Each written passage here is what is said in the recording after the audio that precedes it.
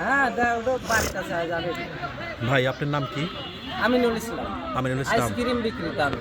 আচ্ছা, আপনি কোথায় থেকে আসেন? পাঙ্গাশিয়া থেকে। পাঙ্গাশিয়া থেকে।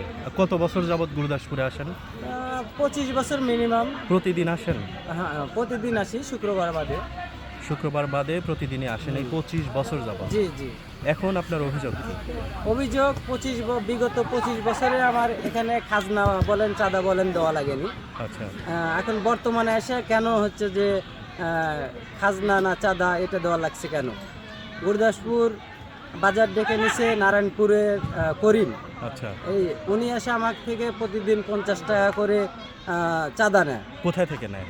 আমাকে বাস স্ট্যান্ড থেকে নেয়, থানার মোড় থেকে নেয়, রাস্তাঘাটে দোকানে মোটর সাইকেল নিয়ে যায় না। বলেন কি, মানে আপনি সে তো গুরুদাসপুর হাট ডাকছে। জি জি, আমি কিন্তু সে তো গুরুদাসপুর থেকে নিতে পারে। ওনাকে বলছি যে আপনি তো বাজার নিছেন, এখানে নেবেন কেন? আচ্ছা।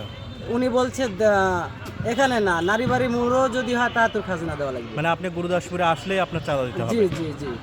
এই কতদিন যাবত দিচ্ছেন এই চাঁদা? আমি 15-20 দিন তো নিছেই আমার থেকে। তারপরে আমি ব্যারিস্টার রঞ্জু ভাইয়ের কাছে বলছিলাম, রঞ্জু ভাই ওনাকে বলছে যে ওনাকে ওই বাজার বাদ দিয়ে থানা মোড় উপজেলায় দিকে বেচলে খাজনা নেওয়া যাবে না।